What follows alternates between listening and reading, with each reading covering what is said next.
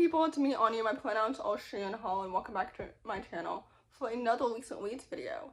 June has been quite a fruitful reading month in more ways than one, if you know what I mean, and I'm very, very grateful for it. So anyway, the first book on this list is called Stream. This book is a middle-grade contemporary following two main characters who are both sent to like the middle of nowhere with no internet because their parents blame technology for a catfishing incident, so they decide to swear it off altogether, and it's written in verse.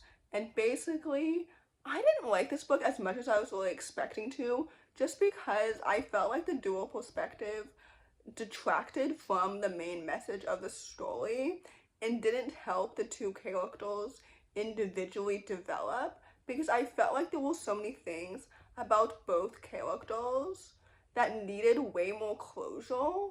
For example, the girl main character, I felt like she was navigating what I would identify as like internalized fat phobia, and that was never fully addressed.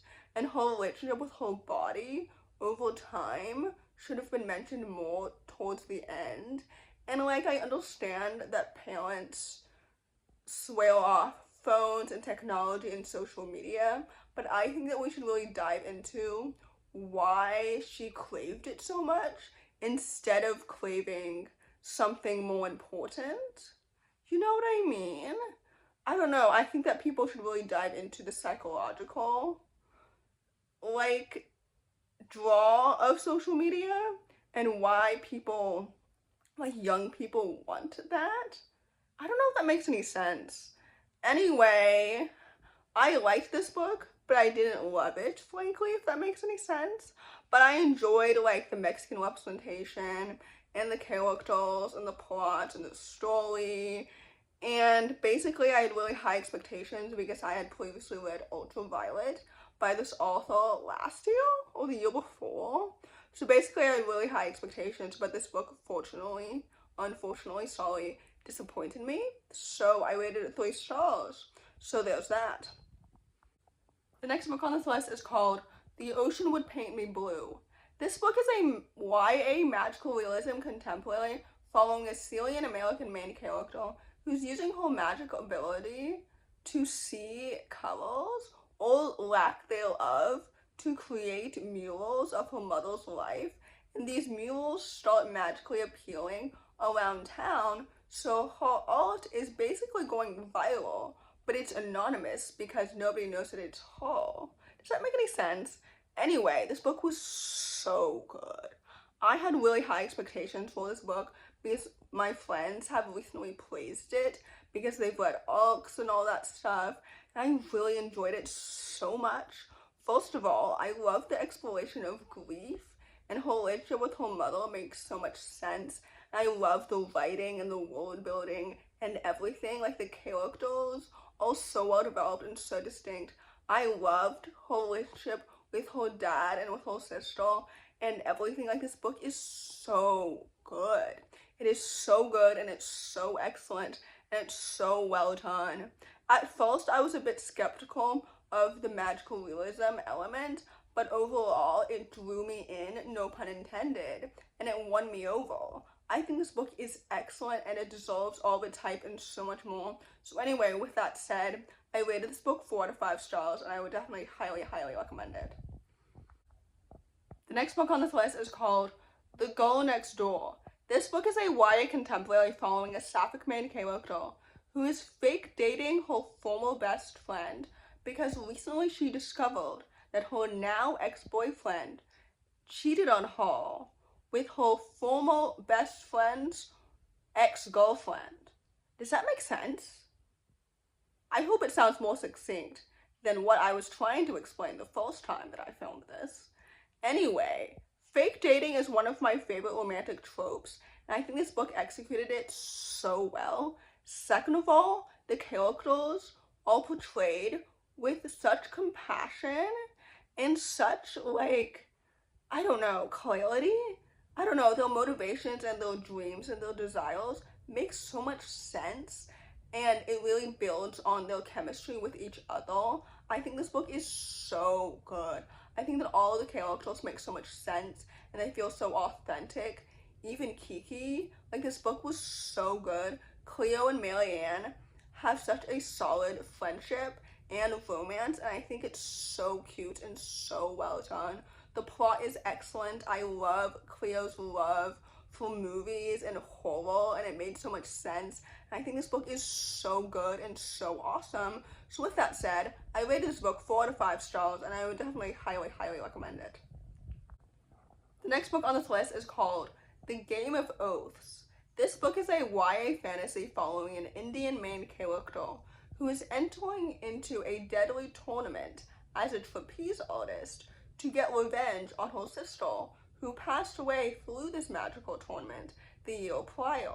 I was so excited to read this book because I love the idea of a magical competition, especially with circus performers. Like, I love the idea that she's a trapeze artist because I've always been intrigued by like acrobatic gymnastic arts. I think that aspect was probably the most developed within this story. Like, I loved the world building, I loved her backstory, I loved all of that. However, I felt like there were way too many character perspectives in this book, and so many of them felt unnecessary because, like, for example, all of the men characters were conflated to me and I kept mixing them up, which is obviously not a good sign. So there's that. I enjoyed the plot though, and the world building, like I said. I don't really know if there's a sequel to this book or not, but with that said, I rated this book 3 stars, and if there was a sequel, I probably wouldn't read it. So there's that. The next book on this list is called Medicine Wheels. This book is a YA contemporary following an indigenous main character who's trying to follow in his father's footsteps by entering a skateboarding competition. I thought this book was so good and so fantastic because, first of all, I loved the indigenous representation and the indigenous culture, and I loved his relationship with his grandparents so much, as well as his relationship with his mother and everything. Like, this book is so good because the characters feel so authentic and they feel like real people, which is obviously the best sign for a YA contemporary because I loved his friendships and I loved his found family and his skateboarding and everything. Like, this book is so good and it's so underrated and it deserves so much more hype because honestly I really enjoyed it from the beginning to the end. I love reading a good, strong, like character-driven YA contemporary. So with that said, I rated this book 4 out of 5 stars, and I would definitely highly recommend it.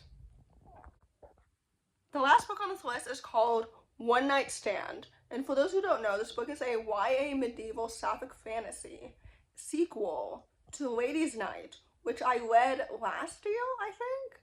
Anyway, I think the sequel was quite solid. I really loved how it really expanded on the well-established characters and the romance from book 1, and also I loved like the new mystery and the world building and their friends and the new reveals about new characters and old characters and the plot and the magic and everything. I thought this book was well done and I really enjoyed it a lot.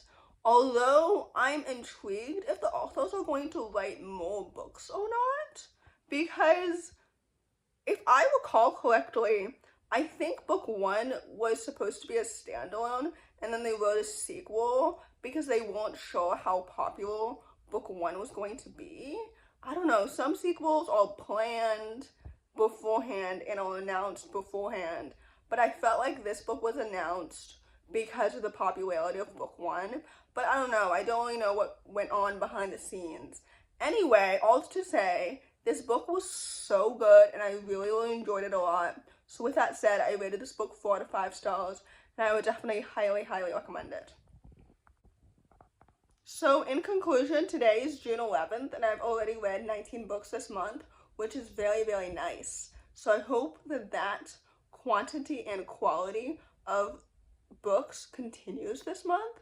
But anyway, in conclusion, if you enjoyed this video, please don't hesitate to give it a big thumbs up, comment down below the mirror emoji if you made it all the way to the end of the video, Thanks for watching. Subscribe to my channel if you're new, and I'll see you in my next video.